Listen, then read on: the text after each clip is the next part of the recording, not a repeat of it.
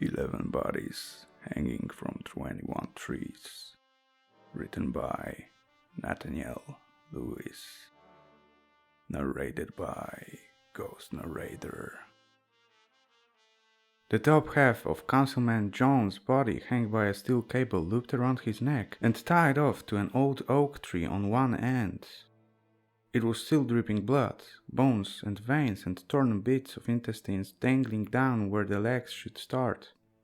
The cable was stretched through the air over to an ash tree, 10 yards away from where the other half of the body was hanging by the legs. I have seen some gruesome shit before, but that right there took the cake. Davis, my partner, came out of the Jones house, still looking pale from when he got sick before. What'd she say? I asked. Said they were inside eating dinner and they started hearing this phone ringing, coming from outside. Thought they had a guest, someone walking up to the door getting a call. So they waited for a knock, but it didn't come, just more ringing. So Johnny goes and peeks out the door, but nobody's there, and the ringing doesn't stop. I shone my flashlight around the base of the oak tree and spotted the cell phone, covered in blood. There was a Glock right there next to it. They thought they had an intruder and got his gun, I said. That's right, LT. That's just what happened. Got his gun and shouted out the door. The ringing just kept going on and on. Betty said she was scared shitless and begged him not to go out, but he charged right out anyway. She watched him from the window. Davis turned and pointed. That one right there. Saw him look around, and then he bent down and picked the phone up off the ground. He looked around again, then answered it. I looked at Davis. He didn't look good.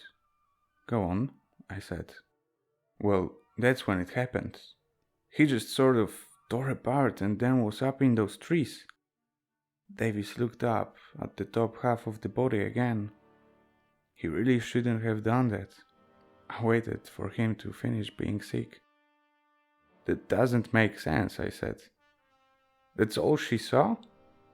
She didn't see anybody else? Nope, said Davis, wiping off his chin.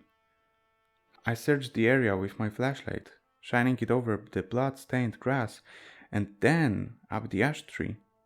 There was something sticking out of the side of the tree, with a length of a slackened cable hanging down out of it.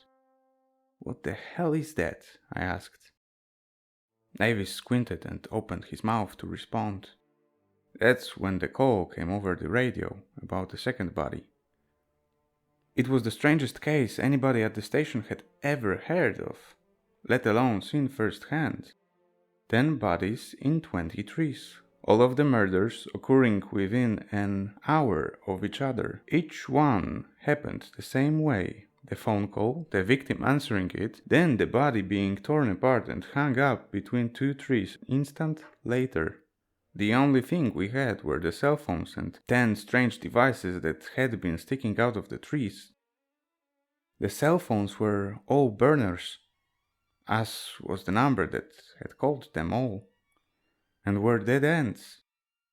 The device, as it turned out after consulting several experts, appeared to be a hydraulic tensioner of some clever and unpatented design.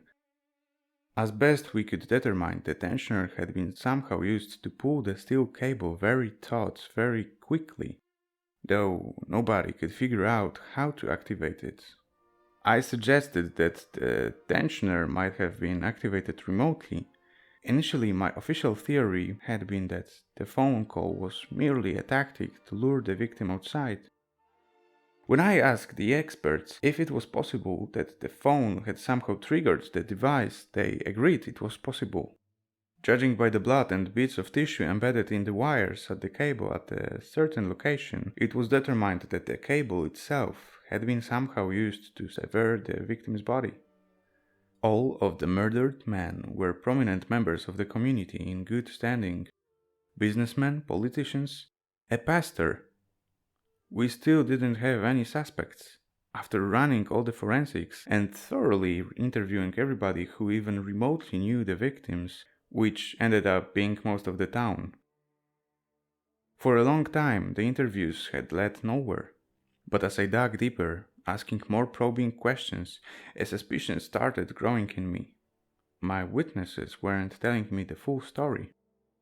I had no doubt that they were telling the full truth about what they saw on the night of the murders, but they were holding something back. It was when I was trying to draw a connection between the victims. Sure, the spouses would say again and again they all knew each other. Everybody in this town knows everybody else. Some of them played poker together once a month. Some of them played golf together occasionally, etc. But there was no overarching connection they could think of. And certainly nothing that would make somebody want to kill them. But there was an overarching connection, I knew for a fact. And the more I talked to the first-hand witnesses, as well as many of the people around town, it became clear to me that everyone else knew what it was too. I think I gotta get out of this place, I said over the phone to my brother. He had been in the middle of preparing a lecture for his advanced engineering class at a prominent university, and I felt bad for interrupting him, but I needed somebody to talk to. I've been telling you that for years, said my brother. I thought this would end it, I said. I dug into the cardboard box that I'd found in the basement of the church where they held their meetings. My brother sighed. You know better than that. You know the problem's deeper than 10 men. That's just a tumor bubbling up out of the skin. You can cut that away, but the cancer is still there. I pulled the white hood out of the box, held it up in disgust and threw it into the fireplace. Yeah, I guess I always knew that. Still felt good though. Yes, said my brother. For Granddaddy. For Granddaddy, I said. I hadn't even been born when they lynched him. But it was an injustice that burned in my heart every day of my life since I had found out about it. So you're going to move? You don't think that would look suspicious? I laughed. Brother, after your magic show, these yokels will be scratching their heads for 1,000 years and still not have their first clue about how it happened or who did it. You know, maybe if I'd gotten more of a mom's skin tone instead of that, I'd be more worried. As promised, you'll be careful. Sure, I said. And I was careful. I was as careful as I was when I practiced on those mannequins for 5 patient years. As careful as I was when I drove 3 states over to purchase them. As careful as I was when I measured out the length of steel to the exact millimeter that my brother had specified, the loops made in the exact locations, the tensioning device set to the exact PSI, the phone set in the exact center of the center loop.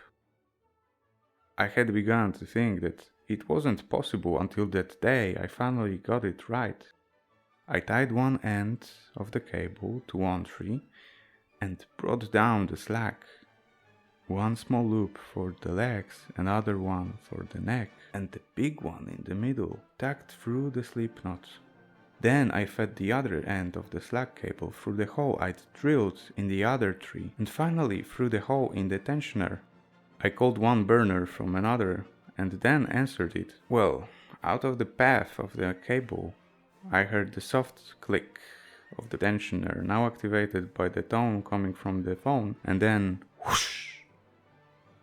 It happened too fast to see, but I knew what was happening. First, the loop on the left pulled back around the legs, beginning to lift the mannequin into the air. The big loop slid through the slip knot and tightened as the body fell into it. The loop closed around the body with such force that the sharp wires sliced in neatly in two. Then, the other small loop caught the neck of the now separated top half of the body after the wire pulled fully taut.